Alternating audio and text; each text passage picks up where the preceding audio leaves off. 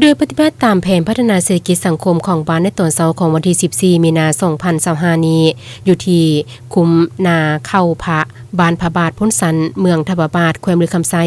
ได้ใช้พิธีเปิดการก่อสร้างเส้นทางเบตงเสริมเหล็กโดยการเข้าร่วมและกล่าวเปิดพิธีของทานสมสดเสงอภรเจ้าเมืองทาพระบาทมีทานหองเลขาภาคเมืองกรรมการประจำภาคเมืองกรรมการภาคเมืองกำลังลวงหัวหน้าห้องการออมคางเมืองนักธุรกิจตลอดฮอดพ่อแม่ประชาชนภายในบ้านทาพระบาทพ้นสันเข้าร่วม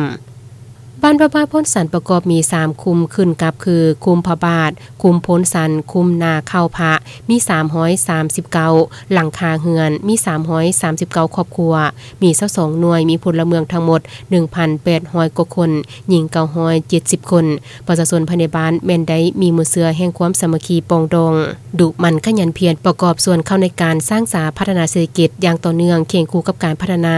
ในทุกด้านฉะนั้นมาฮอดวันที่14มีนาคม2025นี้จึงได้มีพิธีเปิดและเริ่มการก่อสร้างเส้นทางซอยเข้าหาคุ้มนาเข้าพระยาว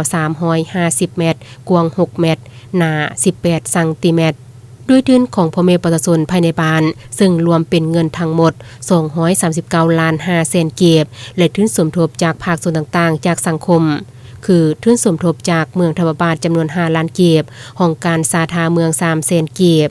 ปกสกลุ่มพระบาท5แสนเก็บห้องการทรัพยากรธรรมชาติและสิ่งแวดล้อม1ล้าน5แสนเก็บห้องการยุทธธิการและขนส่ง1ล้าน5แสนเก็บห้องการการเงิน1ล้าน5แสนเก็บห้องการอุตสาหกรรมและการค้า2ล้าน2แสนเก็บห้องการศึกษาธิการและกีฬา5แสนเก็บห้องการภายใน2แสนเก็บ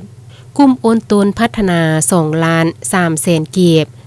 ท่านเสงน้อยกลุ่มมะเมืองพร้อมครอบครัว1ล้านเก็บท่านสมเสด็จสิทธิวงศ์ในบ้านผาบาทพ้นสันพร้อมด้วยครอบครัวมอบ2ล้านเก็บท่านบุญทรงเพชรเจริญ1ล้านเก็บท่านสุดใจ